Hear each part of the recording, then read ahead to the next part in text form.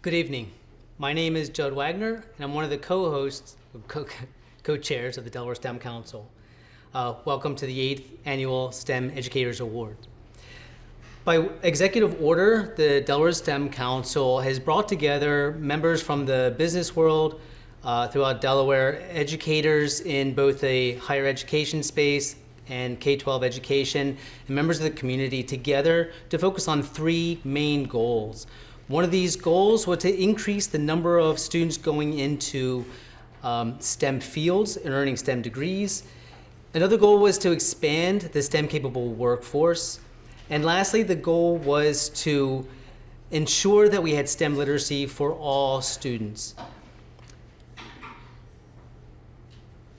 From the very beginning, we knew that we had amazing things happening throughout the state, both in classrooms and in the community, where STEM learning was happening because of amazing educators. Thanks to help from partners like Ashland, we were able to shine a spotlight on these happenings, and these spotlights were allowed us to focus on the good practices and the things that we needed to show happening. These spotlights were important to make sure that other people were informed of what STEM is and the impact that STEM can have. None of this also would have happened without our co-host, which is the DFSME, the Delaware Foundation for Math and Science Education, in addition to Ashland. So at this time, I would like to turn this over for a message from Ashland.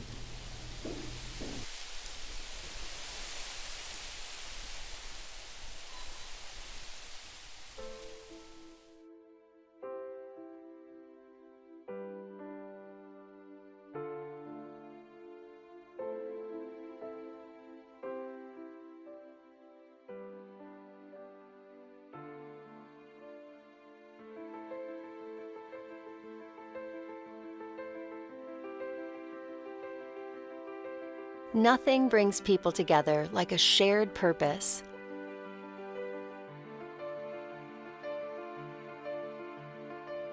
At Ashland, responsibly solving for a better world is a rallying cry that extends far beyond our walls. To supplier relationships in far-flung corners of the world, where friends, families, suppliers, customers, and communities work together to grow and harvest vital raw materials. Across every Ashland facility, where engaged employees are passionate about the problems they solve and the solutions they deliver. Into communities where we put the power of our people and products in the hands of the next generation of solvers, turning students into teachers and partners into friends. To customers, as we work side by side to bring their innovations to life and out into the world. To consumers whose lives are improved by life-saving medicines, naturally derived personal care products, and durable, sustainable coatings that make the world more vibrant and enjoyable. Responsibly solving, it's our passion and our purpose.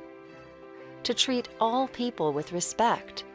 To create a culture where employees can bring their authentic selves to work. To partner and problem solve in ways that elevate society, the rights of people, and the needs of everyone.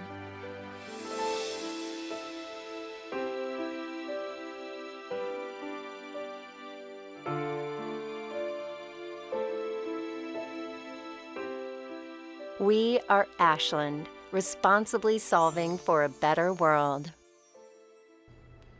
Good afternoon, everybody, and thank you for having me here today to help celebrate such an amazing accomplishment by so many teachers and students. So it is a pleasure to represent Ashland today, again, for the 8th year sponsoring this Delaware STEM event. I'm so pleased to be here today to celebrate and recognize all of the teachers, educators that are in the room, as well as on the phone. There are so many challenges we're facing in the world today, As educators, you are on the front line of delivering practical impact and lasting positive change to our students. As I planned remarks today, I spent some time considering how businesses can enable positive change working alongside communities in which we operate. As I realized, and being head of HR, the most critical asset of any great company or education system is its people. The people are our most important asset. As experts, as advocates, as parents, as friends, as volunteers, we all hold a very important part of success in this world. That's why I believe the partnership between the Delaware STEM Council and the Delaware Foundation for Science, Mathematics, and Education works so well. We share the same perspective. As lifelong, passionate problem solvers at Ashland, we recognize that science, technology, engineering, and math pervade every aspect of people's lives around the globe. And we know diversity is a competitive advantage. Having more and different voices in the room leads to better solutions, and that equity is the lifeline of an excellent reputation. We all know that putting the power of our people in the service of the next generation of humanity is critical for every single one of us. But here's why it's going to get exciting. When it comes to STEM, Ashland puts a unique spin on programs by framing our efforts within our company's larger purpose of responsibly solving for a better world. Ours is focused on intentional approach that funds specific STEM programs committed to instilling in students of all ages their own sense of wonderment and purpose and responsibility for both people and the planet by showing the impact of these disciplines on real-world challenges. That means we are passionate about working with our partners to raise awareness of STEM and how to develop our children in these classrooms, and face-to-face lab tours, some things that we have done at Ashland just recently. We brought children to our offices and showed them what it means to be a scientist and what it could mean to them to become a scientist. We've included them in our research and development programs, in our procurement, operations, marketing, and sales. They got a true experience of what it means to be in such an experience on a day-to-day basis. So every employee at Ashland plays a role and has a responsibility to our shareholders, our communities, our customers, and Ashland's STEM program as well. We bring those challenges to life, and then we bring them to the children who are going to be our next superstars in the world. Nowhere is that truer, though, is at our headquarters in Delaware, and we are proud again to be a sponsor of the Delaware STEM Education Program. The fact is, solving global challenges is a huge job. You all know that. And when it comes to creating a better world, no one company or person can do it alone. It will take all of us to make a difference. Now let's talk about the help for a minute. When people speak about corporate STEM, they speak about the great things that we do as an organization. And I will admit we do great things at Ashland, and we have a lot to be proud of. But it also is from everything that all of you are doing that are in this room today. You play the key role. You are the ones responsible for inspiring the children, giving them a passion towards STEM, and helping them understand the impact they can have in years to come. We could do what we can from an organizational perspective, but you are the drivers of the future. And that's why we're here today. So we recognize you for everything that you've done, the encouragement of the young children, and the mindset that you're helping them evolve as they grow and throughout their school career. We know that a thriving STEM workforce is crucial in generating innovative ideas, commercializing patents, providing flexibility and critical thinking, which is all part of our modern economy. And as we know, these programs change and inspire us as much as the children. So young scientists today, engineers, mathematicians, They teach us to question, what does this mean? So as parents, we might all know or remember when our children always said, why? This is why. Because this is how we're also going to continue to learn and grow and understand and challenge the norm and challenge what we're doing. So let's take those questions and let's start answering them and helping them become more responsible as little individuals. So I don't want to pass the opportunity to say thank you again for everything that you do to help inspire the children within this program. And I'm very proud to be here. I wish you all much success. Continue doing what you're doing, and we'll get on with the show. Thank you very much.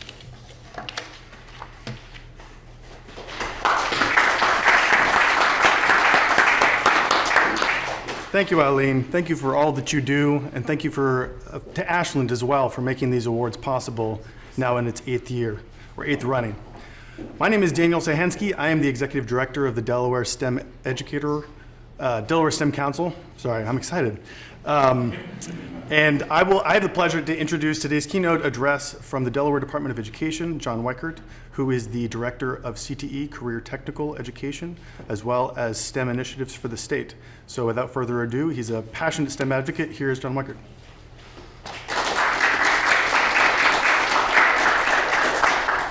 Thank you, Daniel.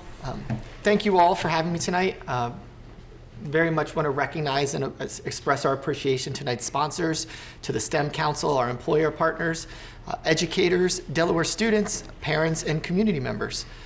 We're here to recognize and congratulate our nominees and award winners, but I'd also like to take a moment to recognize those educators and employers that are experimenting with or even considering how they're going to engage in STEM education. We all start somewhere, and what's really important is that we start and then we stick with that commitment. For those of you attending in person, you're here at the beautiful Buena Vista estate. And on the surface, this place is steeped in history, and that's what we all see.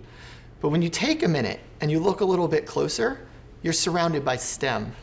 You have beautiful natural spaces, amazing architecture, incredible work of folks in the skilled trades, especially the construction trades. We have HVAC systems, we have chemicals, right, on the walls and the floors and the furniture around us. This is all STEM. And it's all thanks to an exceptionally skilled STEM workforce. And we often overlook how STEM permeates every aspect of our life. I think this is a great example and a great place to pause and just be mindful of what's really around us when we think about STEM. STEM is more than a set of academic and technical skills. It's a way of sensing and experiencing the world around us, and it involves curiosity, inquiry, problem solving, risk-taking, which is my favorite part, and I think most importantly, wonder, right? Wonder permeates STEM when we allow it to and when we put it at the front. So STEM skills, when you think about it, they encompass life and workforce skills, and they're relevant in contexts and situations that are not always readily apparent to us. Each place that is impacted by a person has also been impacted by and experienced STEM. STEM education is everybody's responsibility. Judd is one of my favorite people, and he knows, growing up, I did not love STEM. I'm very much a convert, right? And I didn't love STEM because for me it wasn't fun. It was this world that felt rigid and full of right and wrong answers and ways of doing everything.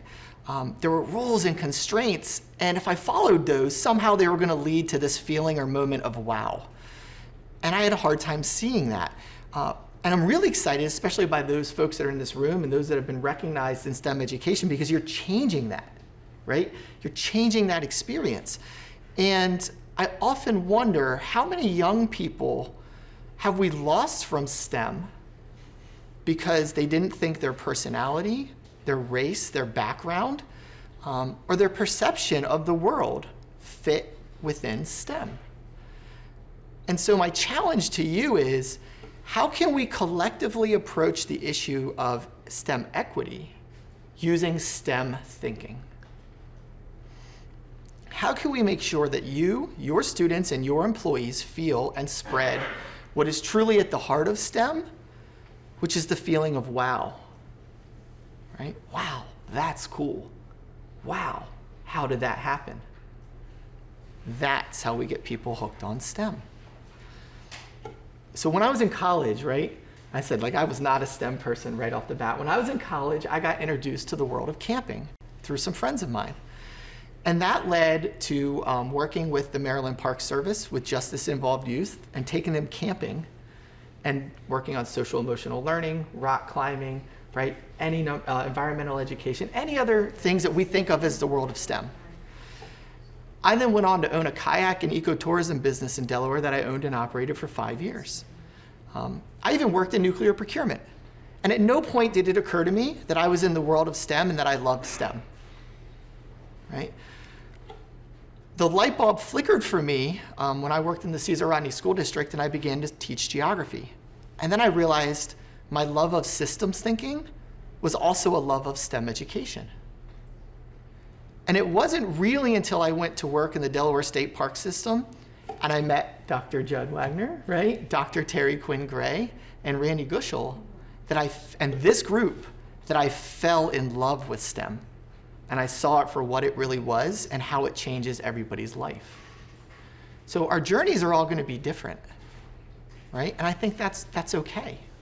We've just all got to get to the same or a similar place. As we celebrate educators around the state, and especially those that we're going to recognize tonight, we're really looking back, right? And I was preparing my remarks, and those of you that know me, I have a 10-year-old son in 5th grade, and he loves math. Math has never been my thing. I appreciate math. I appreciate the importance of math. I want everyone to be exceptionally strong in their math skills.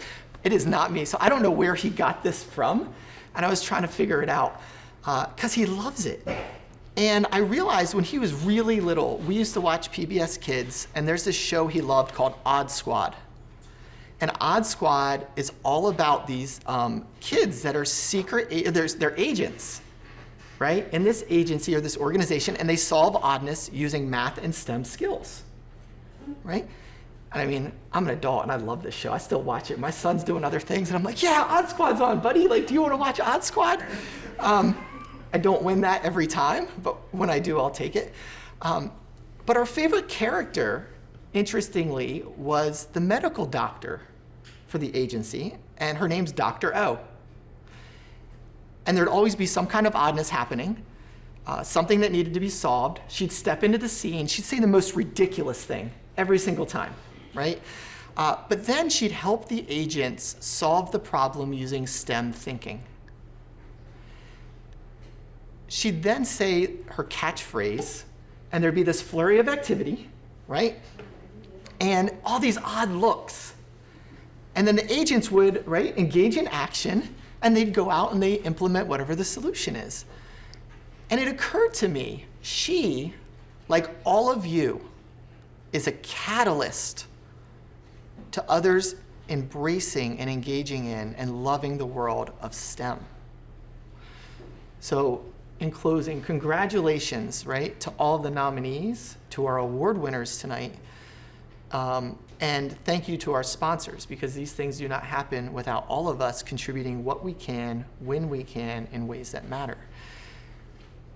And in the spirit of STEM and the words of Dr. O, what's next? Thank you.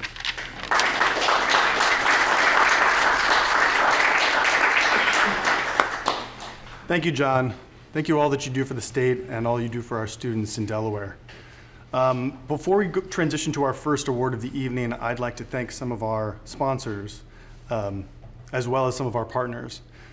Most notably, this would not be possible without the Delaware Foundation for Science and Math Education, but also the Delaware Department of Education, Buena Vista, our host tonight, Appoquinimink School District, the Delaware DENREC, or the Delaware Parks and Rec, Office of the Governor's, University of Delaware, Futures First Gaming, Delaware Science Coalition, and the Delaware Division of Libraries. These are all of our partners that we're celebrating tonight, as well as our sponsors, most notably Ashland, as well as Agilent and DuPont and Labware. Thank you so much. And so now we're going to transition to our first award.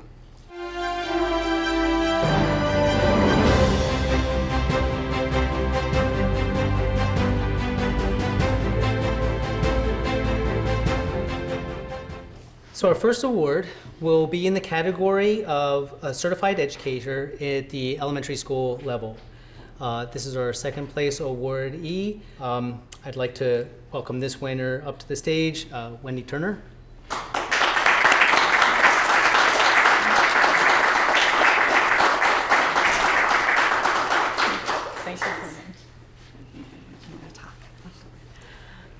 Thank you so much. It's my great pleasure to be here this evening. The best part about being here is all the inspiring company that we have with each other. Thank you to the Delaware STEM Council and all of the sponsors, and I'm thrilled to be able to highlight a program that has let over 750 second grade students experience STEM through the lens of civic engagement, environmental responsibility, hands-on learning activities, and careers through a program that took them to a county park to experience the natural world. Thank you again for this honor. I'm so grateful. For the last 12 years, Wendy M. Turner has been a second grade teacher at Mount Pleasant Elementary School outside of Wilmington.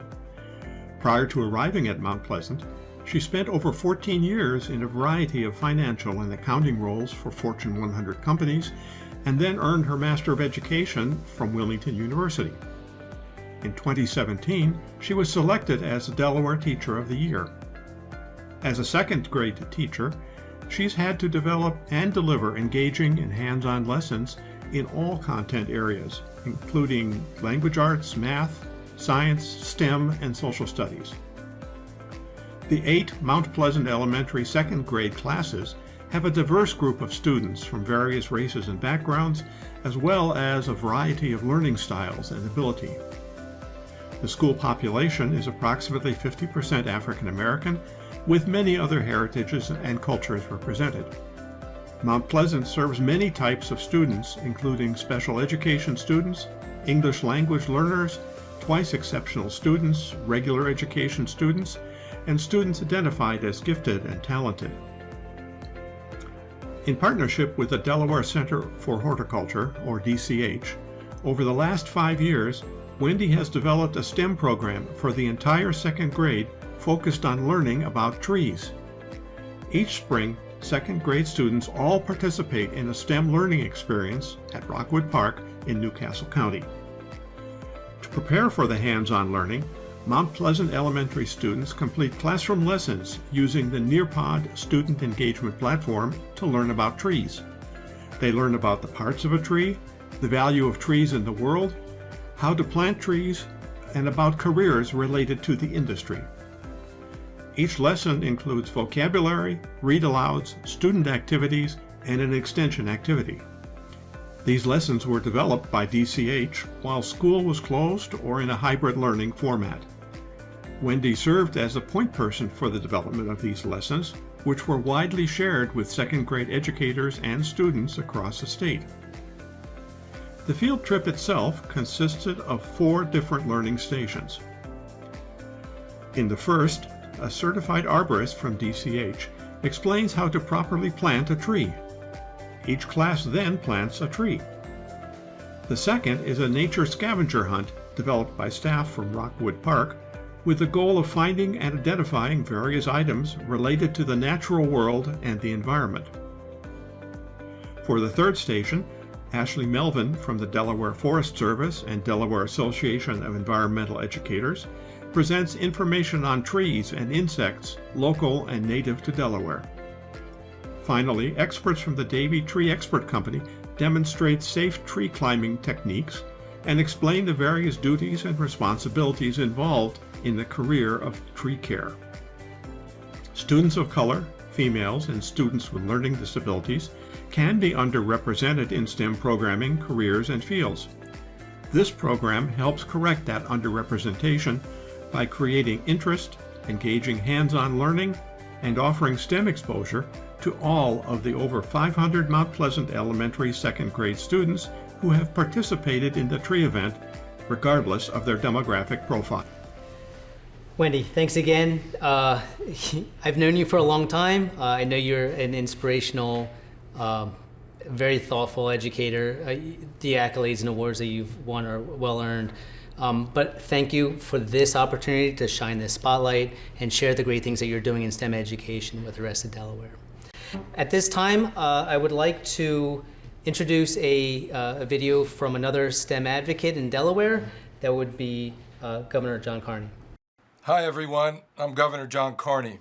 I wish I could be with you this evening, but I'm glad to be able to join you virtually. The COVID-19 pandemic created unprecedented challenges for our state and our country. We asked a lot of our teachers over the last few years, and they have risen to the challenge time and time again. Our teachers continue to find new and innovative ways to teach and support students. Things are getting back to normal this school year, and I'm grateful for everything you all do for Delaware and its students. Tonight, I'm excited to join you in recognizing the importance of STEM education. We know that the success of our students depends on having great teachers, so it's critical to have teachers that inspire their students to dream big. In today's world, STEM education is more important than ever, and so we're going to need more STEM workers to keep Delaware innovative and competitive with other states. You all have an important role to play in helping to build that future. Your students will become the scientists, engineers, innovators, and leaders of tomorrow. And so on behalf of the entire state of Delaware, thank you for your commitment to STEM education. I'd also like to thank the Delaware STEM Council and all of the sponsors who have made this evening possible. Finally, I want to congratulate all the award winners tonight. Thank you for all you do to keep Delaware on the cutting edge of innovation.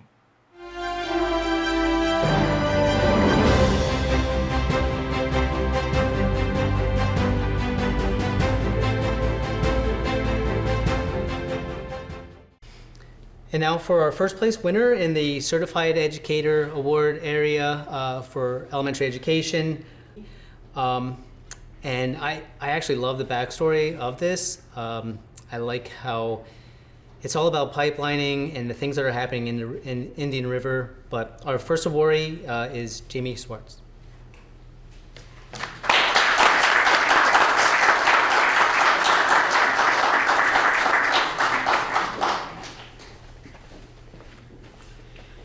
Congratulations. Thank you. Hi, I'm Jamie Swartz. I am a K-5 STEM teacher in the Indian River School District at John M. Clayton Elementary. It's been my pleasure to be the STEM teacher for the past 7 years. During that time, I have seen, luckily enough, last year was my first year to see my kindergarten students go all the way through 5th grade through having a STEM education program. And just to see the problem solvers, the critical thinkers, and the amazing things they do, and the wows that I see on a daily basis make it the best job ever. I was a regular classroom teacher for many years, and this is my best position yet.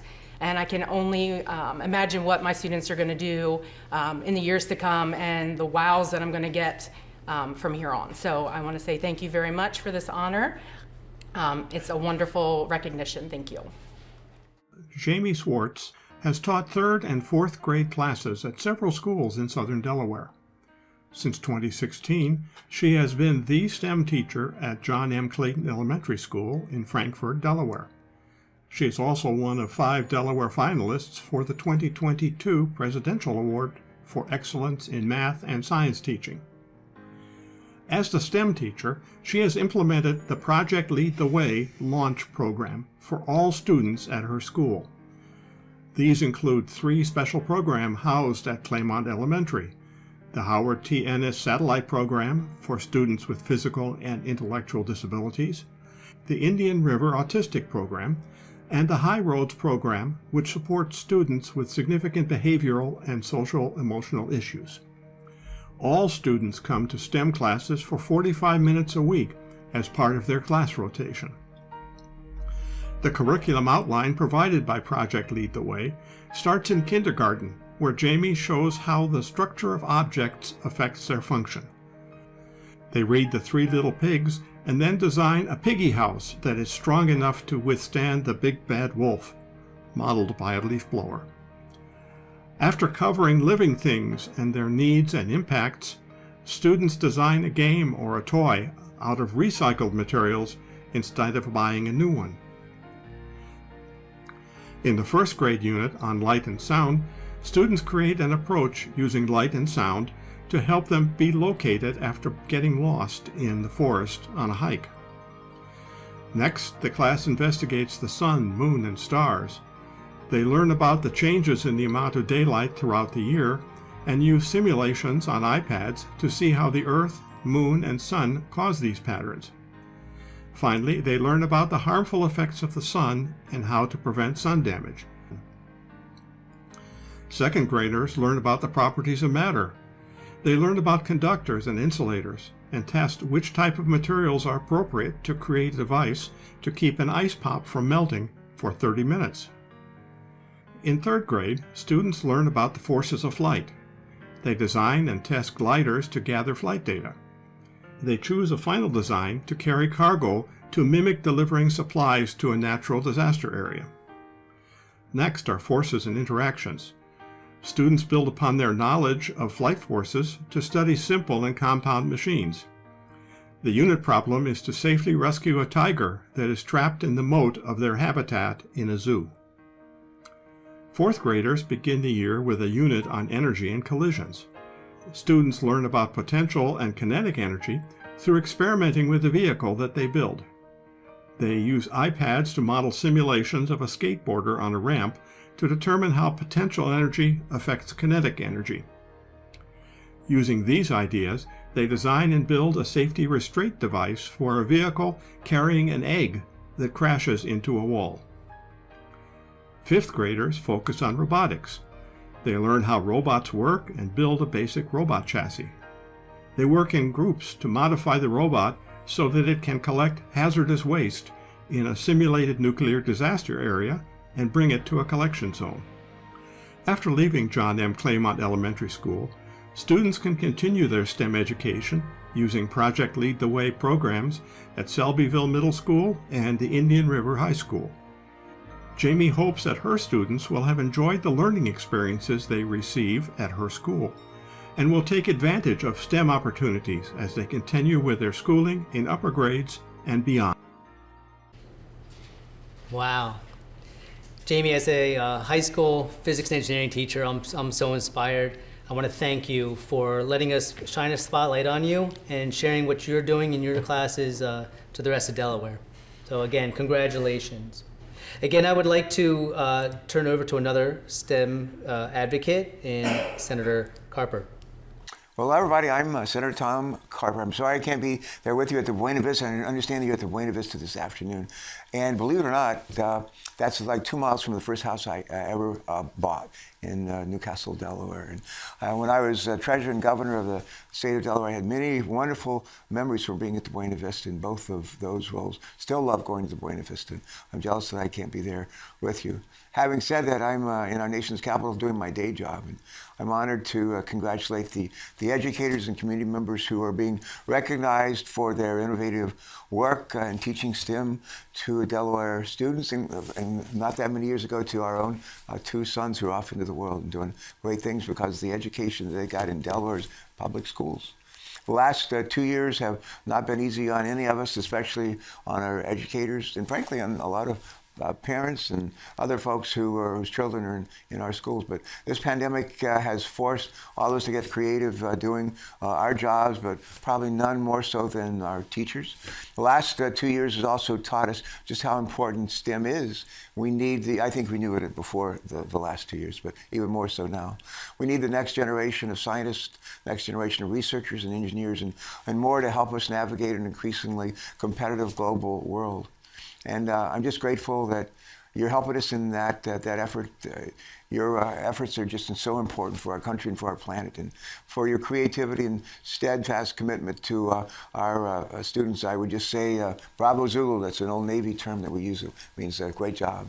But congratulations to everyone there today on a job well done, and I look forward to seeing all of you soon. If my staff and I can be of service to you and your families, call us in our Washington office. Our office is in Newcastle County in Wilmington, down by the train station, down in Dover, and also in Georgetown. So we're here to serve. God bless you. Thanks so much. Take care.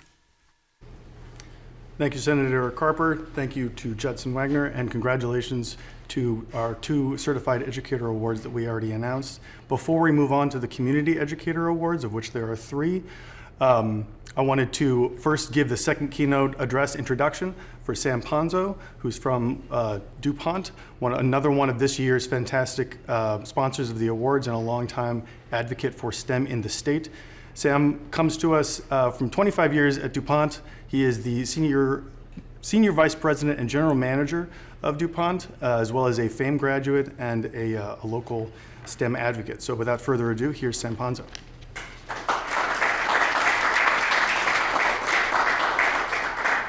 Well, thank you. I'm honored to be here today to recognize the STEM educators in Delaware.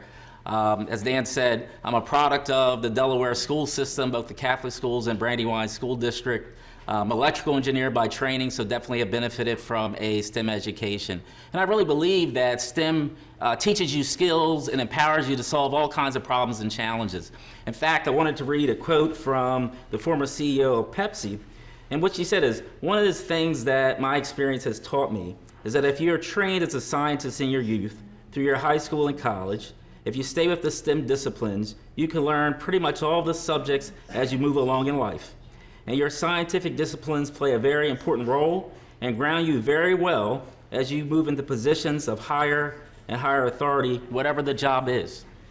And so as I think about it, I no longer do much in technology or engineering, but the skills I learned in terms of problem solving and how to use a scientific method from studying science, technology, engineering, and math enable me to solve business challenges today.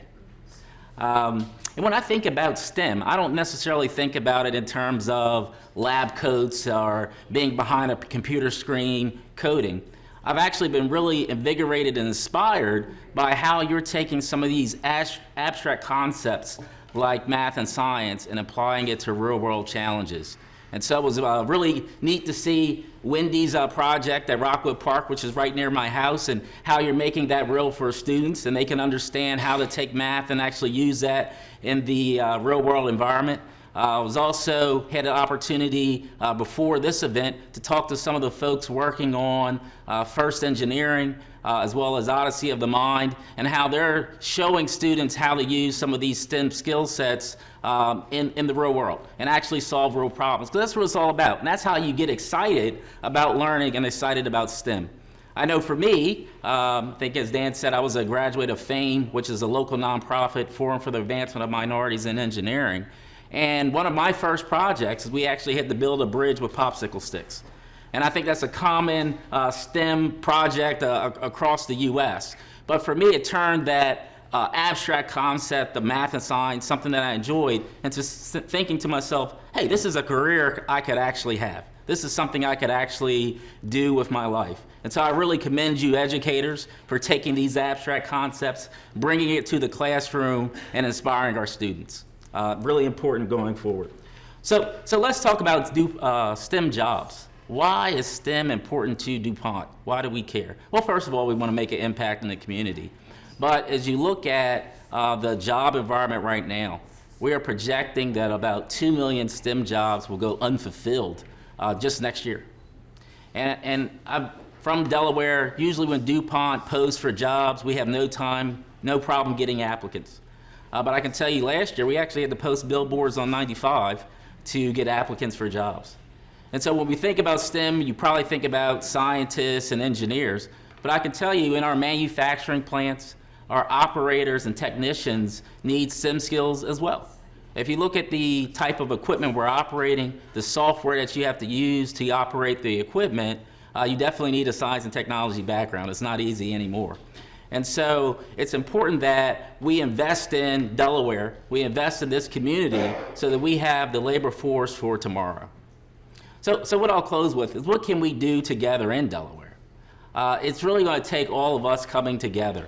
Right now we're working with a group called Discovery Education to provide some additional services for the school systems here in Delaware. But it's going to take all of us coming together, where we're talking about community leaders, educators, the business environment, business community, as well as nonprofits. And so I want us all to come together and invest in that next generation of STEM talent for Delaware, so that we can keep pace with the rest of the world. Thank you. We believe now is the most important moment. This moment, right now, is the beginning of our future. Because it's not the there and then, but the here and now that matters most.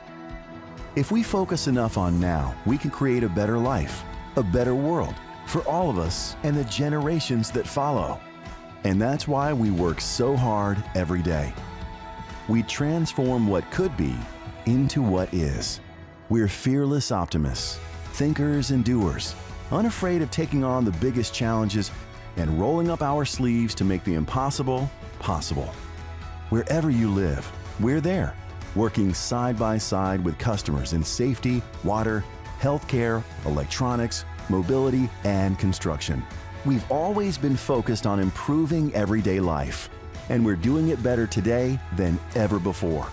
And right now, we're protecting people when they need it most, connecting people when it matters most, and helping people live a better now.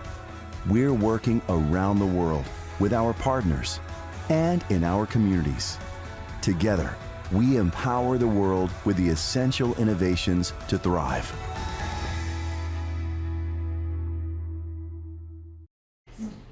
Thank you, DuPont, for sponsoring this year's awards again, and thank you to Sam Ponzo for that wonderful address.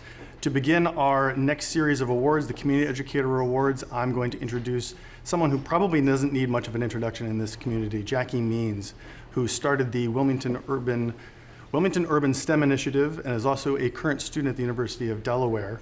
She is also known as the STEM Queen and has appeared numerous times on TV and throughout the state. So without further ado, I'd like to welcome Jackie Means.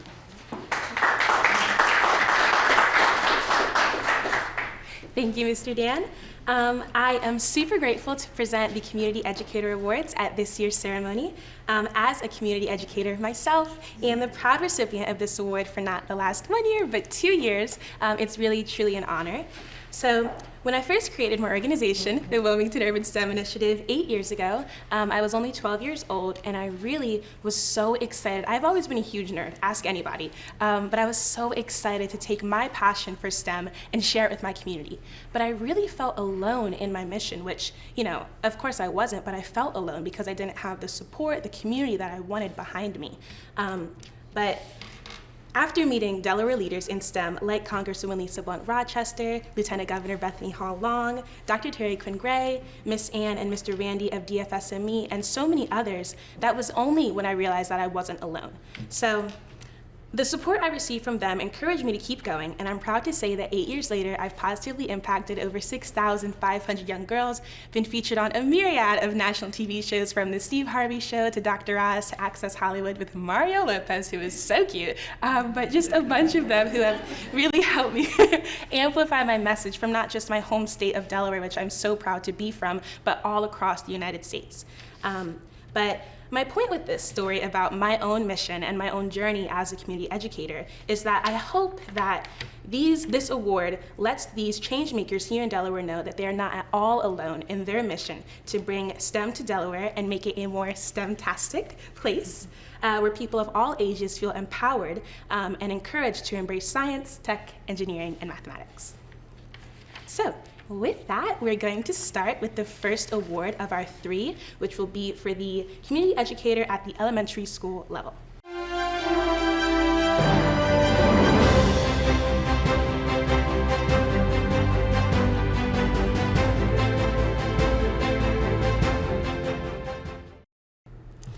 And the winner is Girls Tech Together, Arnav Taduvayi.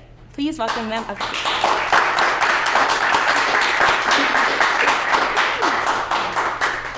Thank you, Jackie. That was great. Thank you so much for this award. Ever since the day Girls Tech Together started, we've been trying to make a social impact. And through this, so many doors have opened, a world of opportunity for us. And we thank you for this honor.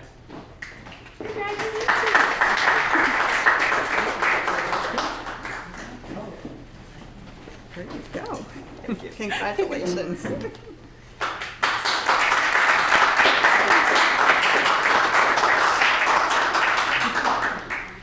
While in middle school, Divita Taduvayi realized the serious underrepresentation of people from her community in the STEM field, especially girls of color, and set out to do something about it. Together with her brother Arnav, Divita founded Girls Tech Together, GTT, an international 501c3 nonprofit organization.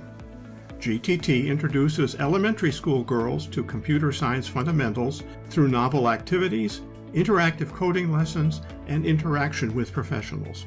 GTT has chapters in different states, led by youth leaders with students from across the US, Canada, and India.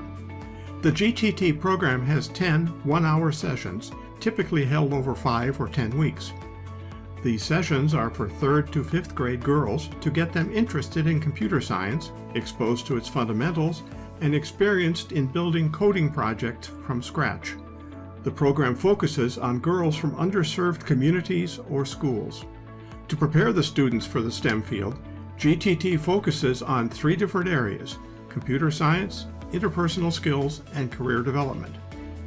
The introductory computer science curriculum covers debugging, loops, conditionals, sprites, nested loops, functions, and applications of computer science.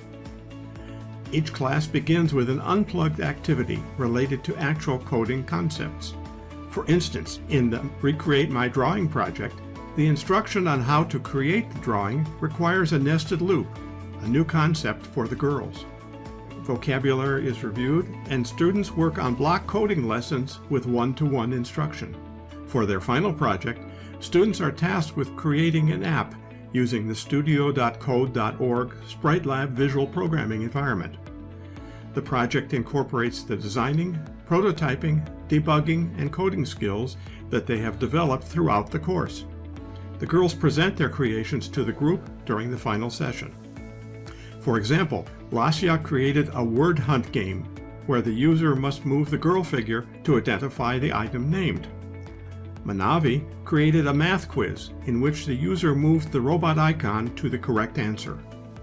Here is part of the program she created within the Sprite Lab environment. Interpersonal, communication, and leadership skills are developed throughout the sessions. Girls are encouraged to ask insightful questions and engage in discussion to create an open, supportive, and respectful environment while developing soft skills such as effective communication and leadership. In the course, students go through digital citizenship, the impacts of computing, and the applications of computer sciences, and discuss how they can address environmental, racial, educational, medical, and agricultural issues in their community. Lastly, GTT focuses on career development. During the sessions, the girls interact with various females in the computer science field who share their work experience, answer questions, and help lead a career-related activity. These speaker events are supplemented with further career resources ranging from follow-up coding classes to computer science-related courses or clubs that they can take in middle school. Currently, GTT is working on expanding their audience to older grades through a new curriculum using the Python programming language, which is being implemented this fall. GTT has also partnered with Technology Student Association chapters at several schools so that the girls can continue the exploration of STEM through the chapters. Through all these experiences, GTT focuses on solidifying the future STEM field career possibilities for participating students. The collaborative class structure has proven to be highly effective, with pre- and post-program surveys reporting a 76.9% improvement in the girls' confidence in computer science concepts. The GTT goal is to expand female representation in careers and post-secondary STEM education, aligning with the STEM Council's goals and the CTE standard. And now we're going to hear from Senator Chris Coons. Hi, I'm U.S. Senator Chris Coons. Welcome to the 2022 Delaware STEM Symposium and Educator Awards. I want to thank everybody who's involved in advancing STEM education here in Delaware, in particular Daniel Sushensky, the Executive Director of the Delaware STEM Council, to all the businesses and nonprofits, the educators and the community leaders that support the Council, and to all of you who are educators, the nominees and award winners tonight, who have come together to help improve your teaching, your leadership, your activity in STEM, to share best practices and to learn new strategies from each other. This is a great event, a one-of-a-kind event in our area, and I hope it's productive and purposeful for you. As a young student in middle school and high school, I was blessed to have great science teachers, particularly in chemistry, in biology, in physics, I guess, and in calculus too. And I went on to be a chemistry major in college and to have a career where for 8 years I worked for a materials-based science company and got to see the excitement of STEM in action. STEM provides purpose and productivity, a chance to be a part of changing our world in positive ways. And I'm convinced that Delaware is uniquely poised to be a regional, if not national, leader in STEM, because STEM has become more and more relevant to so many critical areas, from agriculture to healthcare, finance to manufacturing. In my work as a senator, I keep trying to improve and increase the amount of federal investment in research, whether at the University of Delaware, Delaware State University, in partnership with our community college, and through some of our great research institutions, like Comores, that has a new University of Delaware Comores Hydrogen Hub Research Partnership. I'm also working in Congress, along with the rest of the delegation, to increase investments in dealing with the digital divide. As we saw during COVID, there continue to be deep inequalities in both urban areas and in the rural parts of Delaware in the ability of students to access broadband and to fully participate from home. We've put a lot of money in the last couple of bills, the infrastructure bill, the American Rescue Plan, in making possible telemedicine, telework, distance learning, and improving access through broadband to both entrepreneurial opportunities and educational opportunities for Delaware. That's just a few opening thoughts. I hope you have an incredible time together this evening, and thank you for what you do for everyone across Delaware.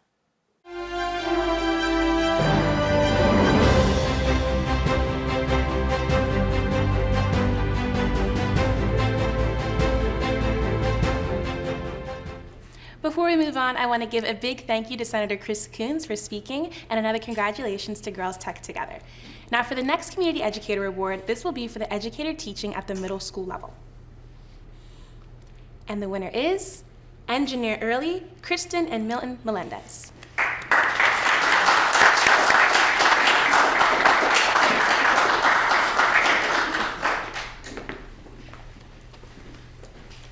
Thank you very much for this opportunity. Special thanks to the STEM Council, Ashland, and DuPont for hosting us today.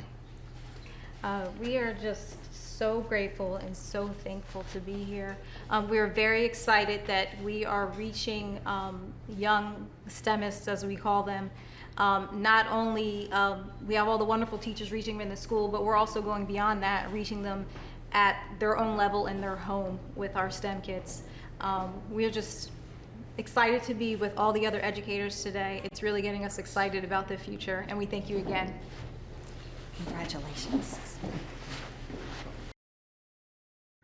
In 2019, Kristen and Milton Melendez of Dover founded Engineer Early, a 501c3 nonprofit organization, to develop and create opportunities for children and families in the central Delaware area to engage in self-directed play and exploration while stimulating an interest in STEM.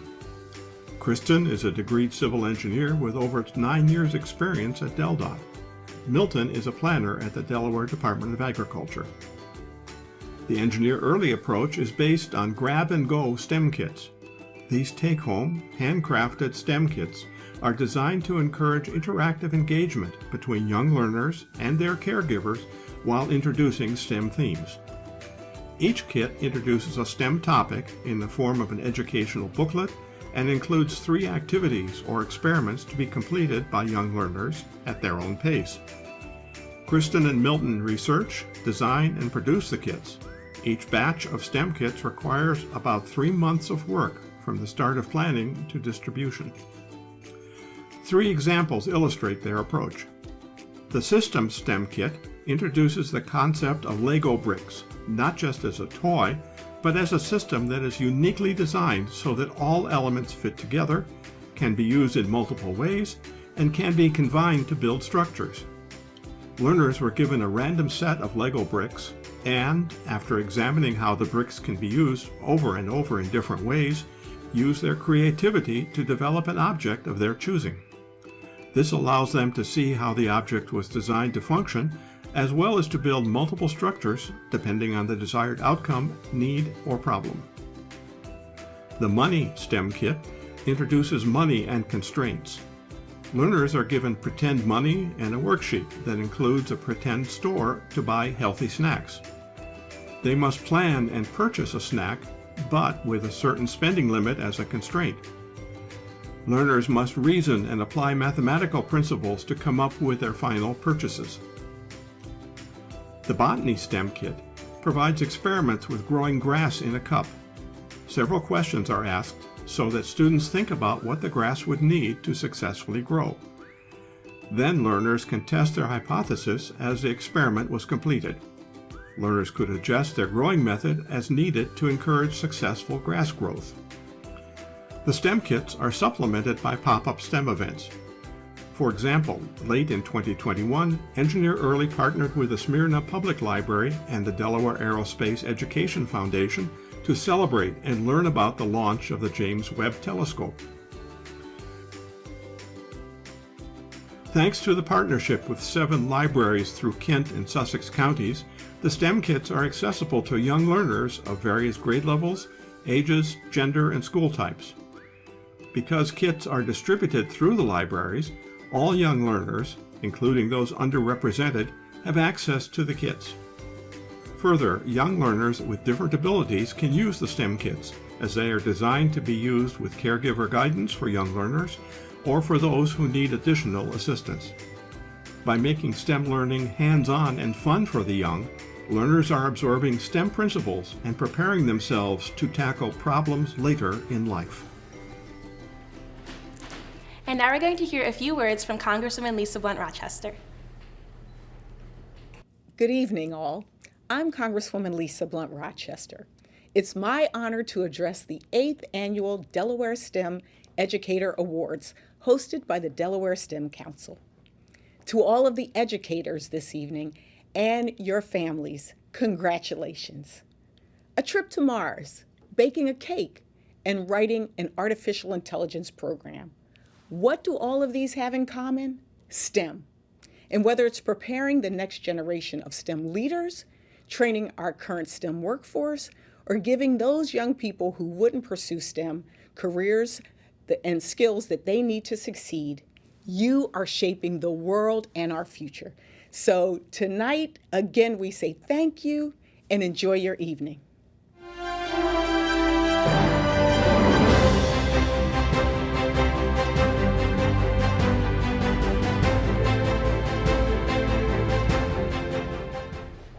Thank you, Congresswoman Lisa Blunt Rochester, for your kind words, and another big congratulations to Kristen and Milton Melendez.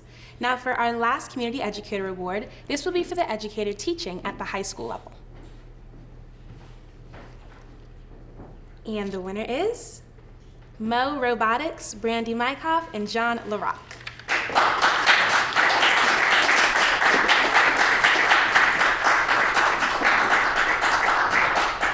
Congratulations. Thank you very much. Congratulations. Thank you, everyone. I'll tell you, first off, all of you folks here that we're hearing stories about, you rock. You really rock. So awesome job. You inspire us, as others have said. A robot is an electromechanical device. We're a team that builds robots, has high school students building robots. But the robots are also a vehicle, and the vehicle is for the students to connect with engineers and professionals, technical professionals, so they can see themselves in a technical STEM career. Dean Kamen, the founder of FIRST, the organization that kind of sponsors the team that we're part of, says that it's a sports team. We're a sports team, but this is a sports team where every student can go pro. Every student can get a job in STEM. As Sam mentioned earlier, there are jobs out there for everyone. And so we're proud to be able to contribute to that. And also, it's not just what we do, but how we do it. One of the values of the program that we're in is something called gracious professionalism. It means that we're competing, we're on a team, but we're not competing like a lot of sports teams compete. We're helping each other as we do it. Gracious professionalism means making your grandmother proud at all times. And we have students that actually work with other teams to get their robots running so we can compete against them. This is what we need to do as a world today, to come together to do these things. And we're very proud to be with everyone else here being recognized to do that. So thank you. Carl Arnold, John Larock, Brandi Mycoff, Joseph Perrotto, Louis Rossi, Rick Schlack, and Brian West are all mentors of the Delaware High School robotics team. The team, founded in 1999, is a program of First State Robotics, a Delaware nonprofit organization with a mission to motivate and inspire youth to pursue STEM careers through robotics programs. The team named itself the Miracle of Engineering, MOE for short. For 23 years, MOE has built robots to compete in the International First Robotics Competition. Typically, the MOE team consists of 30 to 45 students from local high schools. Each year, between 11 and 16 schools are represented. The team strives to have a significant percentage of female students and underrepresented groups. The mentors work side by side with students to teach them technical, problem-solving, and teamwork skills, as well as showing how to apply math, science, and engineering in the design, development, and fabrication of a robot. The team operates in parallel with the school year. The program starts in the fall with the MOE University. This is a series of education sessions where students participate in deep dive applied learning to develop skills needed for designing and building their robot. The robot build session starts in early January with the formal reveal of the season's game challenge to some 3,500 teams worldwide. The team has then 2 months to design and build a competitive robot, since competitions occur in March and April. This season, the robot had to shoot balls at a goal 12 feet off the floor, as well as climb a set of overhead monkey bars. In developing their robot, the MOE team followed the traditional engineering design process. First, the team needed to learn the year's game requirements and brainstorm strategies as well as necessary robot functions to execute the strategy. In planning their robot, team members had to estimate parabolic motion of balls shot from the robot to score the goal, accurately model parts of the robot to build a CAD model, and program robot reactions to sensor input. Beyond that, they had to ensure the total weight met the 125-pound weight limit, determine the center of gravity of the robot to minimize the robot swinging as it climbs from bar to bar, and understand how the robot sensors work. Since the robot is a complex machine, its design is actually a series of separate designs for different robot functions, such as driving around, collecting and shooting balls, and climbing bars. The team broke into sub-teams focused on these specific functions. The robot design evolved throughout the competition phase as the team robot competed with other robots, which were also continually improved.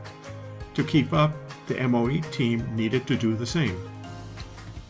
Through practical experience, team members truly understand how the engineering design process works and why it works well.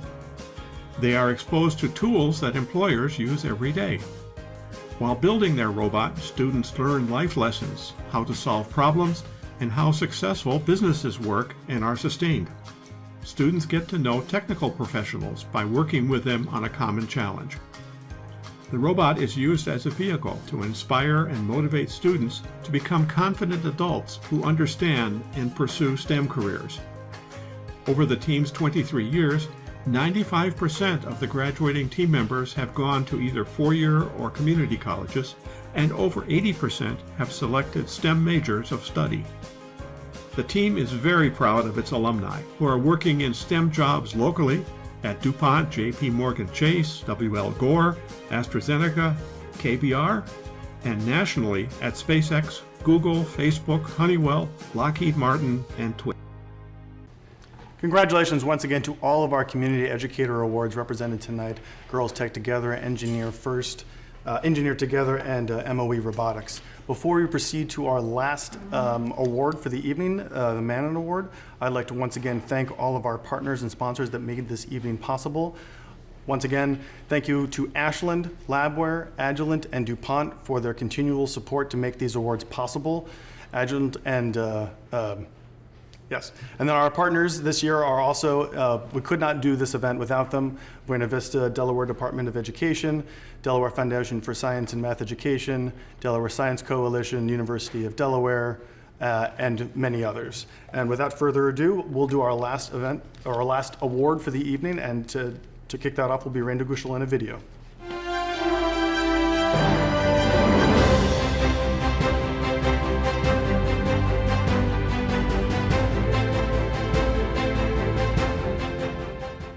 Good evening. I'm Randy Gushel, the Executive Director of the Delaware Foundation for Science and Math Education, and I now have the honor of announcing the winner of the 2022 Mannon STEAM Award. This award is presented annually by the DFSMA to recognize a team of educators who have accomplished something that happened within their school because of different teachers in different parts working together in a team method with even outside community partners to do something that couldn't happen with just one teacher doing a program. There's unique opportunities for students in all this. And this award is funded by an anonymous donor who wants to recognize all the team members. The award is a cash award for $1,000 for the team of teachers to use to continue the program, but they need to emphasize the success of the team, how the STEAM education that the students get from this interdisciplinary approach has been improved, and how the students come out, and we will continue this award. So for this year, the award goes to representatives of 6 teachers from the Cesar Rodney School District, and it's an interdisciplinary team at several schools in the district, and the video will tell you more about it, but I'm going to ask Tanya Mead to come forward and present the award and identify.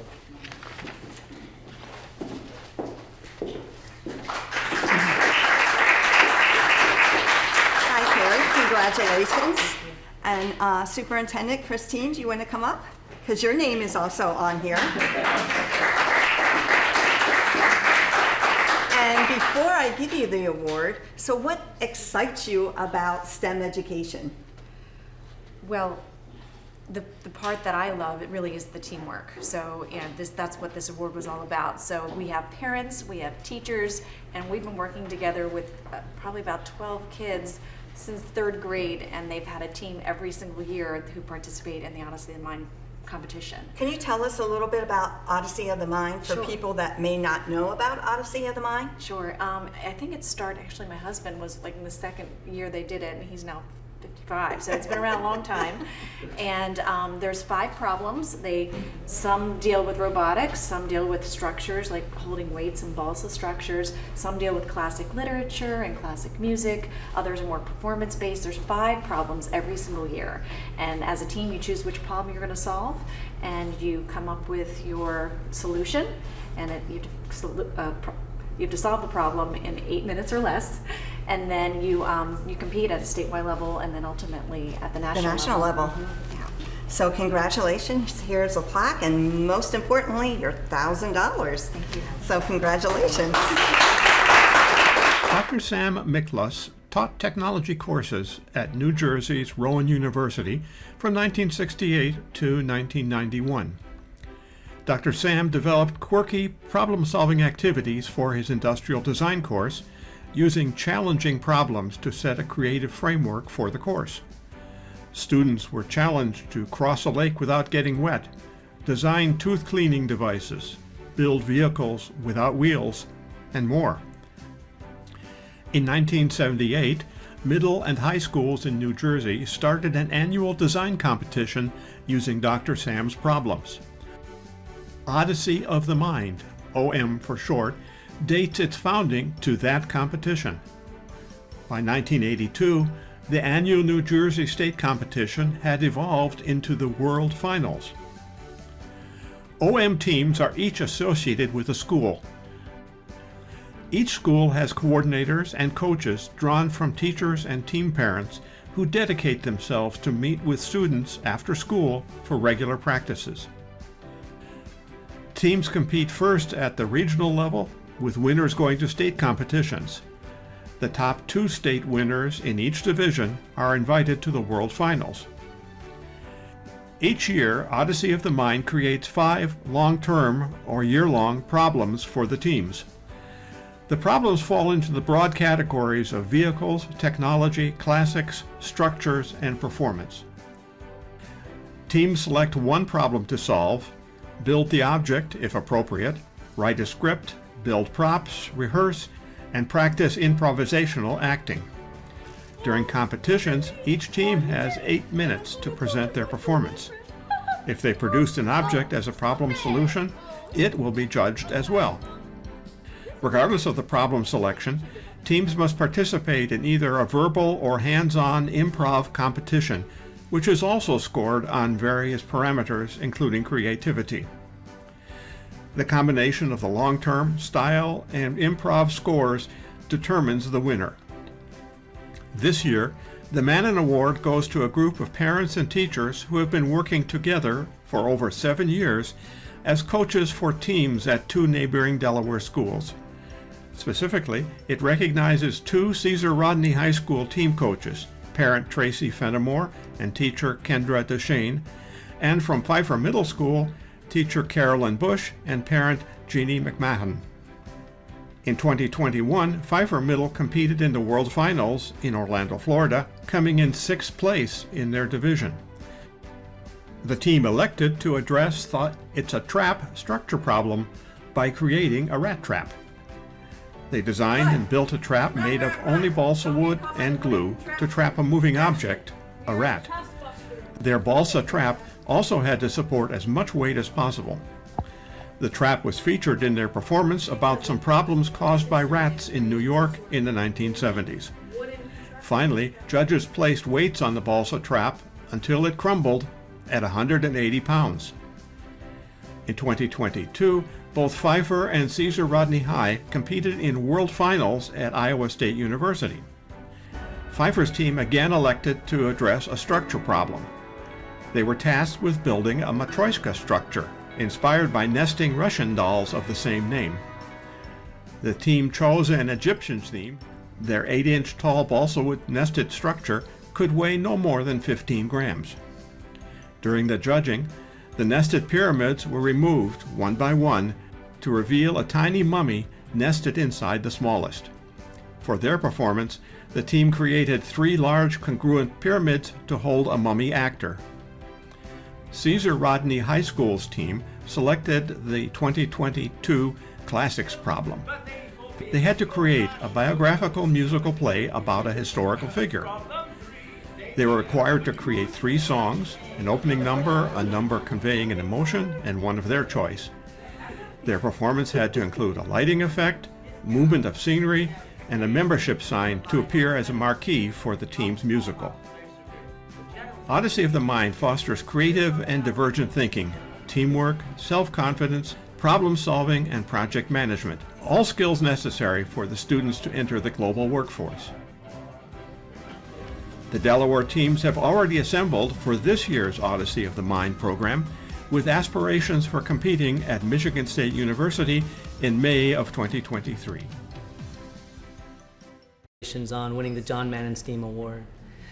Before we bring up our honorary chair, I do want to make sure that our co-chair is unfortunately remote, but should be here joining us as well, Dr. Terry Gray. Greetings from California. It's been an amazing hour and 20 minutes for me. I've had such a great time. I'm inspired. I'm totally jazzed by the innovation showcased by Delaware STEM leaders here today. There have been some key words that stood out to me from day one when I joined the Delaware STEM Council, and it was all about everybody gets to play in the world of STEM. And if we did not show that today with the amazing work and the amazing people and the level of engagement from kindergartners. I mean, my goodness, I don't know if we have planted seeds of greatness, but clearly seeds of wow that are a lifetime, that will go all the way up to people being entrepreneurs, owning their businesses, giving this to their children, my grandchildren. I just want to say thank you to every educator, every winner, everyone in the room, for what you do is changing the world for our children and changing the world for the STEM community. There were some words also that came up: curiosity, competency, and confidence. Now, I know you educators in the room, you never advocate for getting a C. But this time, right, Judd, I think we want to give C's to everyone in this room: curiosity, competency, and confidence. The other thing that I saw, particularly with our STEM educators, no fear of failure. They were encouraging our students and our learners to just experiment, to think, to problem solve, to be team, to co-create. And one of the favorite things that I heard that I don't think I've even heard in the corporate community, gracious professionalism. I think that came from the Mo team. And talk about getting a job and keeping it. If you have STEM skills and you're curious and you have gracious professionalism, we have just changed the world for Ashland, DuPont, Labware, and Agilent, right? We have just given them some of the best skills, the best talent in the world. And so I just want to say thank you, congratulations. And I just want to call names because, again, Judd, you know how crazy I get with this. You know, Jamie started off about planting seeds of wow. So I'm going to use that with the grown folks that I know, right? Wendy is out there making people hug the trees. She's saving the world. She's making people understand why nature works. And Girls Tech Together. I think these were middle school entrepreneurs. If I recall, it was going so fast on the video, middle school entrepreneurs who were pulling forward elementary school girls. This has changed the world kind of stuff. And I called them the Melendez duo. I don't know who thought about giving STEM packets to the caregivers. I'm thinking this is like change the world. This is STEM literacy. This is the STEM Council STEM literacy on steroids, right? And again, I've already called out Mo, but I think Mo means miracles of engineering. John Larock has to tell me if that's right or not. Yeah. And so, you know, building robots is one thing, but doing really, really hard stuff with grace, again, changed the world. And this odyssey of the mind, we haven't talked about STEAM a lot, right? But here it is, right? How do you solve a problem in 8 minutes? I think I heard, and then put on costumes and do stuff and make it fun and the colors and all of that. So one of my favorite social media expressions from National STEM Day was educators belong in STEM. Actually, educators own STEM. And we need to show students that STEM is everywhere, from the products that we use to the resources that we consume and to the co-creation that we have yet to invent, right? So go into your classrooms, this media expression said, and keep the focus on STEM. So congratulations to all of you. And so Judd, I'm always too excited, I talk too much, but you know, what do you think? Is this one of the best, if not the best one we've had together? Well, it could be. Yeah. Yeah, it gets better and better and better every year. And so if you go back through the annals, through the chronicles and the archives of this STEM educators, it just gets better and better. And we were excited 8 years ago, and I'm just excited now. So this is just amazing, just amazing. And so I don't know if the Lieutenant Governor's in the room. Yes. Oh, she is. Oh, Yeah, no. I'm listening. I'm agreeing with everything you're saying. I'm nodding my head. Hello. Yeah. My So good I just friend. have 2 words because I'm supposed to introduce you. Is The that two okay? words is good. Okay. And the two words are, you a Delaware STEMista yourself? And Was I a Delaware what? STEMista. You are a Yeah. Delaware Yes. Yes, and welcome and thank you so much. I just wanted to say that you are an educator of excellence yourself, and that makes it really special that you're here with us. I just want to put, you were one of the first at the University of Delaware as a nursing faculty to receive the university-wide Excellence in Teaching Award. And so I think that's why it's so appropriate that you're here with us today. Thank you. Thank you, Dr. Terry Quinn Gray. We miss you in person. We miss seeing you. I won't out what you usually have on your feet between you and PJ and others, but that's an inside joke for those listening in. And to the students and faculty, I just want to start by saying a huge shout out and thank you. So those at home, those who are joining us live here today, including Jackie Means and others, raise your right hand. I want you to take it, and I want you to bend it, and I want you to pat yourselves on the back. Every single person, student, faculty, administrator, organizer, supporter, donor, we just say thank you. And to my awesome co-chair, Dr. Terry Quinn Gray, thank you for joining us remotely. And I think you said it spot on. To Judd and everyone, what an amazing, amazing service we've had. And you know, you heard all the other electeds who zoomed in through video. I would not miss being here in person. You know, as mentioned by Dr. Quinn Gray, you know, as a professor, as a nurse who gets to live every day and see the implications of science translated into health outcomes or into our community, whether in agriculture products, whether it be at the bench science, into chemistry. It is amazing, and I'm Delaware proud. When I travel nationally with the national lieutenant governors and I travel around, I'm taken aback to my start on STEM. And Brandi, who's been here with the STEM educators, and Ann, who has been so involved with the Foundation of Science, Foundation of Math and Education, and to the STEM Council, and to my colleagues where I've been with the National Million Women Mentors, and y'all know who you are, my PJs, my Jen Convex. I just say thank you. We get to brag. We get to brag on Delaware, and Governor Carney knows I was here tonight, and I wouldn't miss this. It is one of the proudest nights that I get to share and to say thank you to the award winners who have shown innovation, but also to those who've stepped up and continue to move our state forward. There is nothing more important than STEM.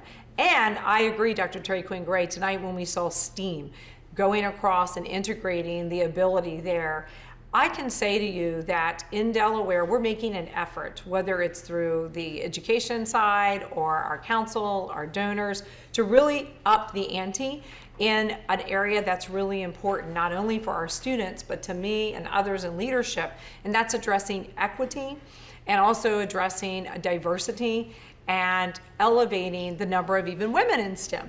I couldn't speak without saying 50% of the workforce is women, but we still are 29% in the sciences. And so I give a shout out from the kindergarten grade all the way through seniors and high school, where we are working not only with young men, but with women and others so that they can envision themselves to be successful like our Jackies and our others who've moved on into the forward lane. And it's about a family. If those who don't know, we are very much missing our good friend tonight who would be here, PJ Simon. I'm giving her a shout out because she's using STEM right now to get herself well. Science is progressing her, and I know she's sitting there nodding and she would probably want to call in and say, yes, yes, you're right. But it does have applications to our daily world and our lives. And so I am honored to have this opportunity each and every year. And I just can't say enough about those who shoulder in. And if I try to go around the room today, I know I'm going to miss somebody, but I have to say to each and every one present here, you know who you are, and you have been very engaging and very important to elevate Delaware. And I look forward to not only folks coming back with additional awards, but I look forward to keeping Delaware competitive. And how do we keep Delaware competitive? by being engaged in STEM. Nothing more important with our workforce than the elevation. And so I could go on for hours. You all have been here an hour and a half. They've done an amazing job again through COVID, through this pandemic, of keeping this award service going. We've done an incredible job. And so again, I just want to say thank you to everyone with the Delaware Science Foundation Math and Education group, my STEM Council, come on Randy, my STEM Council colleagues, to Judd and to others. I just want to say thank you so very much. And keep my phone in your persistent dials. Those of you who know, you can always reach me at any hour, at any time, and any way that I can continue to help promote educators and STEM and our children and families. Count me in. So Randy, thank you as always. Thank you. And I'll let you wrap this up. Oh yeah. But say cold hands, warm heart, listeners. All right. Thank you.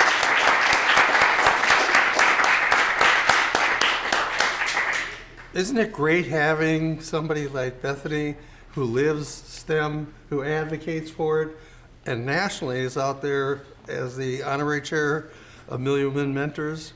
So she is really into our cause, and she does return phone calls even at night. I know that. So I think a closing moment we put into this program a few years ago is who's going to take over when we're all moving on to whatever we do next. Where are the students? Where are students getting interested in science and math on their own? So we try to find a student group, a student-led group, which is doing STEM. So the video you're going to see is this year's group. It's Futures First Gaming. And let's see what they're up to.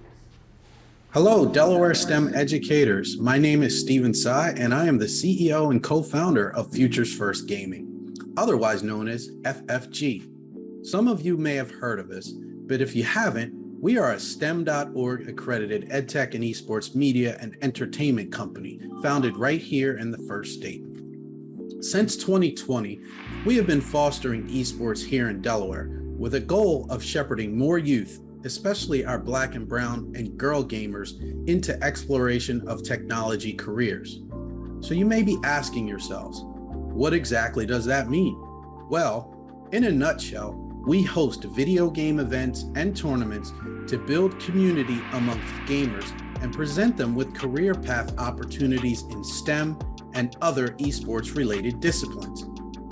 Did you know that the esports industry is an almost $200 billion annual industry and about 3 billion people worldwide identify as gamers?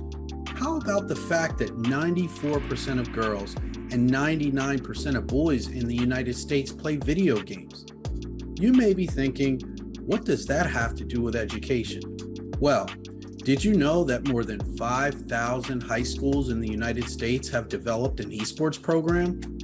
And of the 2,000 plus colleges and universities that have esports program, over 200 of them offer a combined $20 million in scholarships annually. Sadly, however, about $5 million of those dollars gets unused each year because there just aren't enough high school programs. Well, at FFG, we understand how popular gaming has become, and we've developed a unique academic curriculum that focuses not only on playing games and the lessons learned through competitive play, but the technical aspects of the industry that lead to numerous career pathways in coding, game design, content curation, online community management, video editing, brand building, digital marketing, cybersecurity, and a slew of other high-paying technology skills that are applicable across other corporate and nonprofit sectors. Our unique Futures First scholastic curriculum provides students with a look behind the gaming screen into all of the potential career paths through the lens of one of the fastest growing technology sectors in the world, gaming.